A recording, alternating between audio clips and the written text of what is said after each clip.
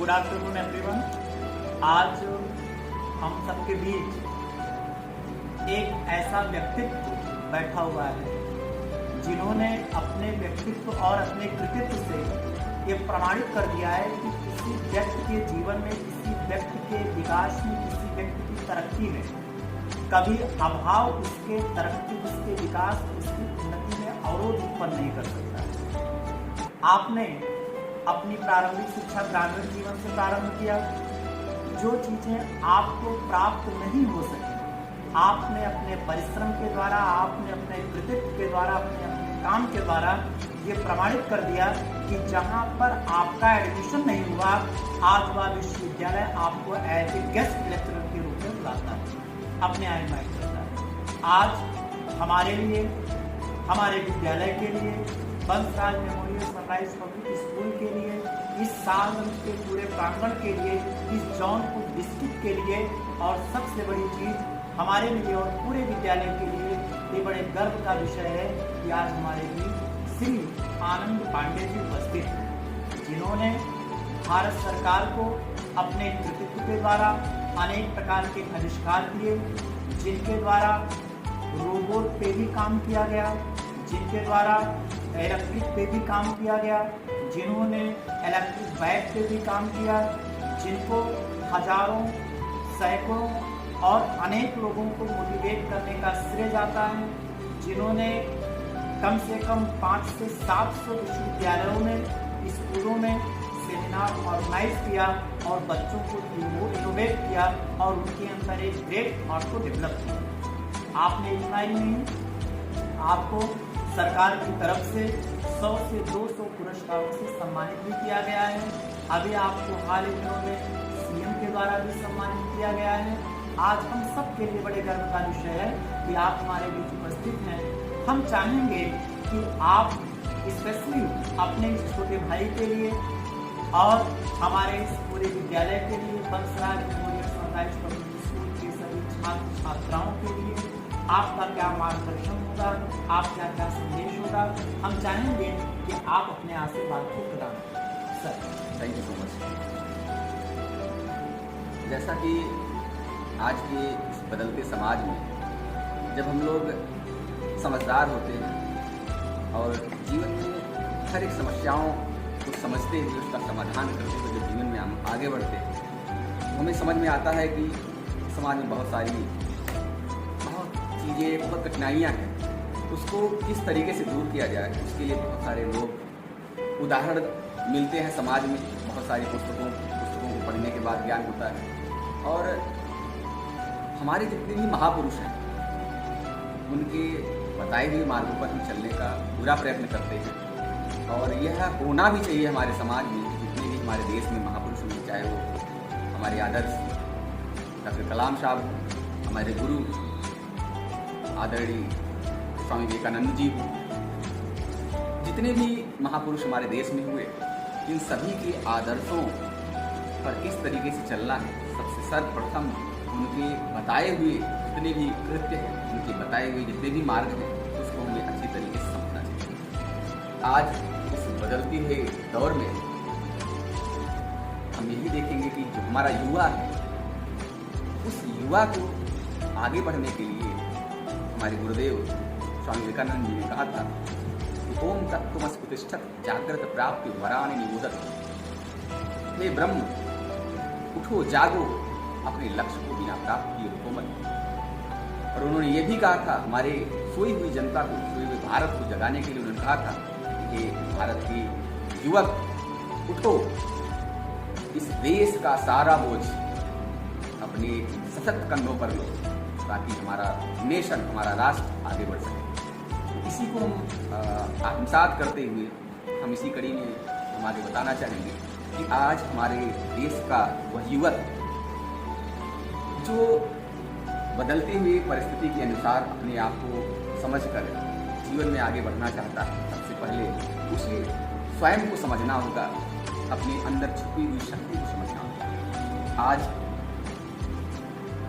पढ़ाई करते हुए जीवन के जो मुझे अनुभव हुआ इस 10 वर्ष में, मैंने बहुत सारी चीज़ों का अनुभव किया बहुत से लोगों अच्छे लोगों से मिलना भी हुआ।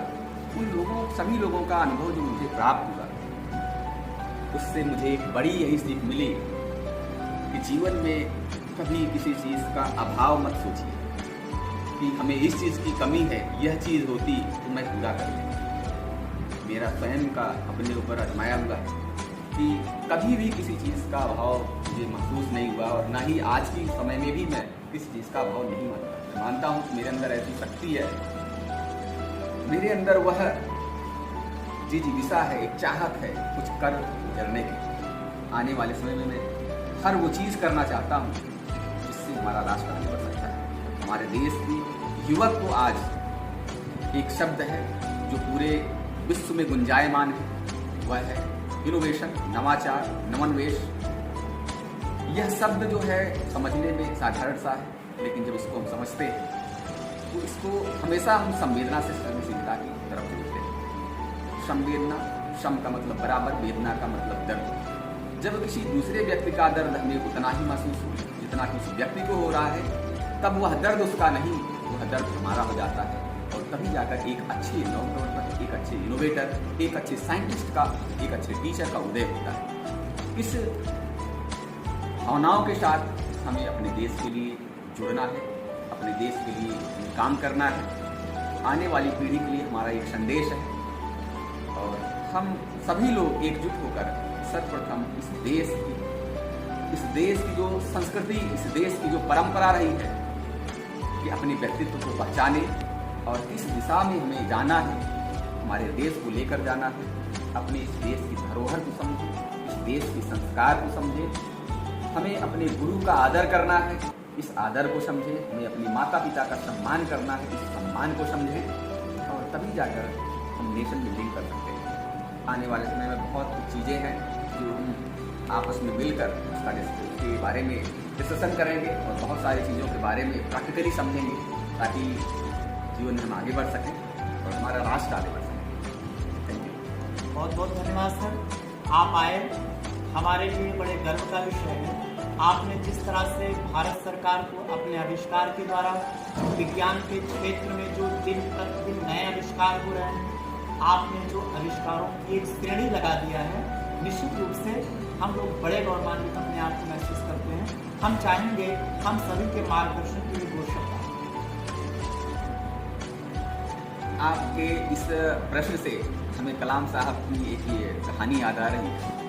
कलाम साहब एक संस्थान में गए हुए थे, और वहाँ पर उन्होंने देखा कि बहुत सारे बच्चे, दिव्यांग बच्चे थे, वो बैसाखी के सहारे चल रहे हैं। और उन्होंने कलाम साहब के अंदर एक वेदना जागृत हुई। उन्होंने देखा कि यह दिव्यांग बच्चे 4 किलोग्राम के उस बैसाखी के सहारे चलने में असहाय महसूस कर रहे हैं, और उनके अंदर वह वेदना जागृत हुई। वहाँ के एक विभागाध्यक्ष थे, उन्होंने कहा कि सर आप आए हैं, हमारे बच्चों को कुछ संदेश दीजिए। कलाम साहब ने कहा कि हम बच्चों को संदेश नहीं दे सकते, क्योंकि बच्चे अपने आप में संदेश लेकर ही पैदा होते हैं। तो उन्होंने संदेश अपनी संवेदना से दिया। उन्होंने कहा कि अपने जितने भी उनके साथ टीम वर्कर थे, टीम में काम करने वाले थे, कलाम साहब ने उन लोगों से कहा कि जो 4 किलोग्राम का यह दिव्यांग यंत्र है, क्या इसको कार्बन का मिश्रण जो होता है, जो मिसाइल के अग्रभाग में इस्तेमाल होता है, उसका उपयोग, उस FRO का उपयोग हम इन दिव्यांगजन लोगों के यंत्र में इसका उपयोग करके इसको हल्का कर सकते हैं। इस सोच को उनकी टीम ने पूरी तरीके से समझा, और कुछ दिनों के रिसर्च के बाद वह 4 किलोग्राम का जो वजन का जो यंत्र था, वह महज मात्र 400 ग्राम का हुआ।